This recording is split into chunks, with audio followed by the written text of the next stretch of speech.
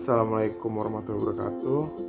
Perkenalkan, nama saya Amjad Tua dengan NPM 20020080043 akan membuat tugas tentang menjelaskan 10 jenis layanan bimbingan konseling dan 6 kegiatan pendukung.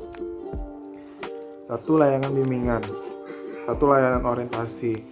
Layanan orientasi merupakan layanan yang memungkinkan peserta didik memahami lingkungan baru, terutama lingkungan yang dipelajari untuk mempermudah dan memperlancar perannya sebagai peserta didik di lingkungan yang baru.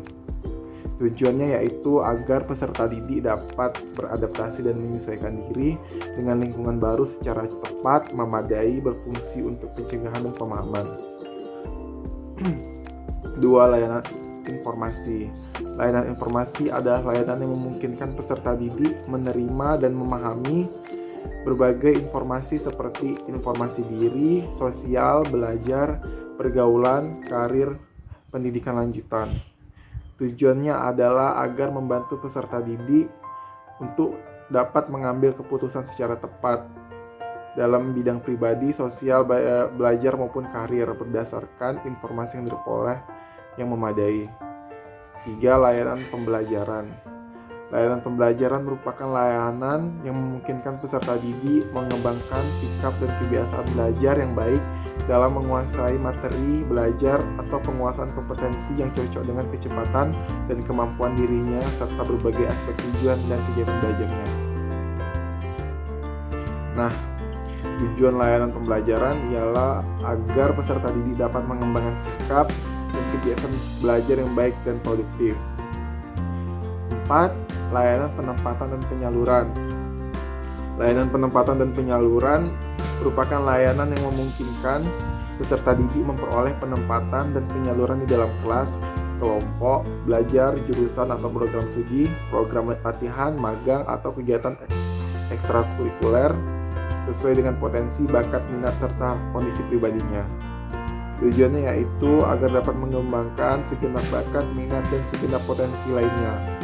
Layanan penempatan dan penyaluran berfungsi untuk pengembangan. 5. Layanan penguasaan konten. Merupakan layanan yang membantu peserta didik menguasai konten tertentu, terutama kompetensi dan kebiasaan yang berguna dalam kehidupan di sekolah, keluarga, dan masyarakat. Nah, kita langsung ke 6. Layanan konseling perorangan. Merupakan layanan yang memungkinkan peserta didik mendapat layanan langsung tatap muka secara perorangan dengan guru BK untuk membahas dan mengentaskan permasalahan yang dihadapinya dan perkembangan dirinya. Tujuan layanan ini adalah agar peserta didik dapat mengentaskan masalah yang dihadapinya. Layanan ini berfungsi untuk pengentasan dan advokasi. 7. Layanan bimbingan kelompok.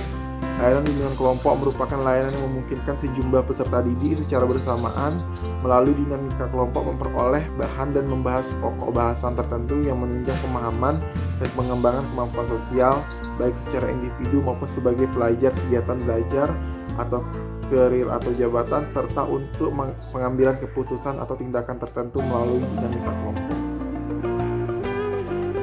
8. Layanan konseling kelompok merupakan layanan yang memungkinkan peserta didik atau masing-masing anggota kelompok memperoleh kesempatan.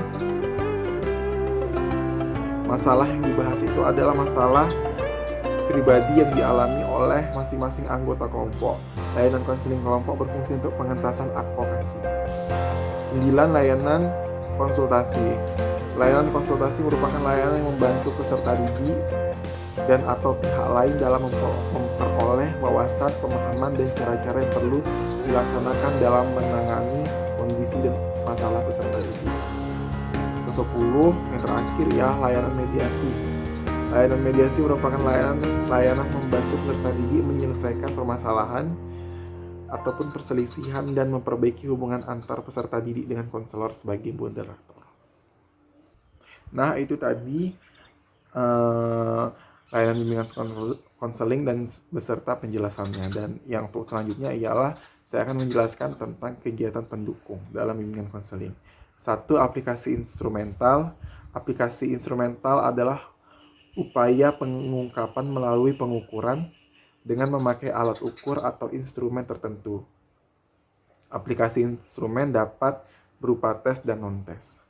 2. Himpunan data merupakan kegiatan untuk menghimpun seluruh data dan keterangan yang relevan dengan pengembangan peserta didik. Himpunan data bersifat tertutup, diselenggarakan secara berkelanjutan, sistematik, komprehensif, dan terpadu. 3. Konferensi kasus adalah kegiatan pendukung untuk membahas permasalahan peserta didik atau klien dalam suatu pertemuan yang dihadiri oleh pihak-pihak yang dapat memberikan keterangan, kemudahan, dan komitmen bagi terentaskannya permasalahan peserta didik atau klien. 4. Kunjungan rumah adalah kegiatan untuk memperoleh data peserta didik atau klien dengan cara mengunjungi rumah peserta didik untuk mendeteksi kondisi keluarga dalam kaitannya dengan permasalahan peserta didik agar mendapatkan berbagai informasi yang dapat digunakan lebih efektif. 5. Alih tangan kasus.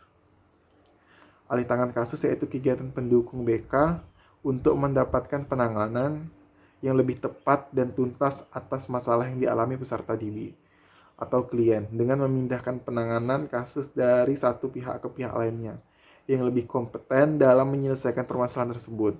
Dan yang terakhir ialah tampilan kepustakaan adalah upaya bantuan kegiatan pendukung untuk memperkaya dan memperkuat diri berkenaan dengan permasalahan yang dialami oleh peserta atau klien. Itulah penjelasan mengenai